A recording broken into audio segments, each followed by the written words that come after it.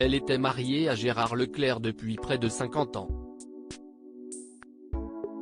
Ce jeudi 24 août, Julie a dû dire adieu à l'homme de sa vie lors des obsèques du défunt journaliste organisées dans la Vienne, un peu plus d'une semaine après le crash de l'avion de tourisme qu'il pilotait.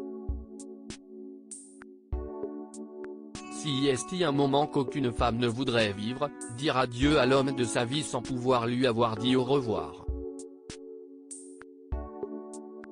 Mardi 15 août 2023, Gérard Leclerc est décédé brutalement à l'âge de 71 ans après que l'avion de tourisme qu'il pilotait s'est crashé à Lavaux-sur-Loire, Loire-Atlantique.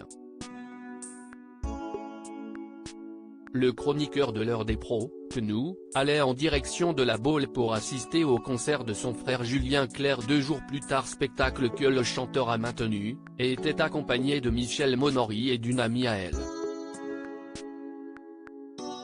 Alors que l'enquête est toujours en cours et qu'elle s'annonce longue puisque l'avion de tourisme qui s'est écrasé dans la Loire n'avait pas de boîte noire, les obsèques de Gérard Leclerc se sont déroulées ce jeudi 24 août 2023. Sa famille avait fait savoir il y a 2 jours dans les colonnes de la Nouvelle République que les obsèques civiles auraient lieu à 16 h, au cimetière des Trois-Moutiers, près de Loudun.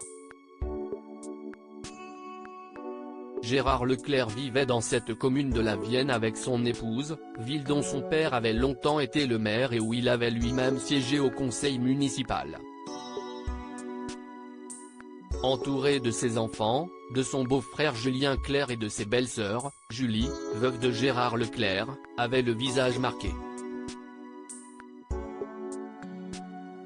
Habillée tout en noir, pantalon et haut évasé, elle se tenait à un de ses petits-enfants pour marcher derrière le cercueil, un moment très émouvant. L'hommage avait commencé à 14 h, une cérémonie privée a eu lieu au domicile de Gérard Leclerc autour de la famille et de ses proches. Beaucoup d'habitants des Trois-Moutiers et des environs étaient présents et ils se souviennent de l'enfant du pays, accessible, qu'on croisait au marché ou ailleurs. Julie, une grande voix de la radio Gérard Leclerc était mariée à Julie Leclerc, Chantal Laurent à la ville, voix historique d'Europe 1, depuis près de 50 ans. Ensemble ils ont donc eu 3 enfants, les jumeaux Mathieu et Antoine nés en 1982 et Charlotte, née en 1987. C'est en 1972 que Julie a fait ses premiers pas sur Europe 1. Une station de laquelle elle a été écartée en juillet 2021 après 49 ans de bons et loyaux services. Je confirme ce matin mon départ d'Europe 1 qui n'est pas de mon fait et qui intervient en même temps que celui de Nicolas Canteloup dont j'étais la partenaire, dans la revue de Presque, depuis 2005, note de la rédaction, avait confié l'animatrice alors âgée de 77 ans à l'AF.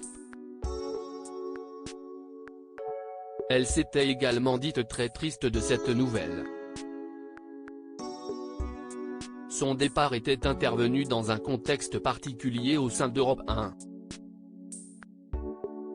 La station vivait alors une crise interne ayant entraîné les départs de plusieurs figures emblématiques telles qu'Anne Roumanoff, Bertrand Chameroy, Patrick Cohen, Pascal Clark ou encore Wendy Bouchard. Mais Julie Leclerc a bien vite rebondi. Elle a en effet été recrutée par Laurent Ruquier afin d'intégrer sa bande des grosses têtes, en août 2021.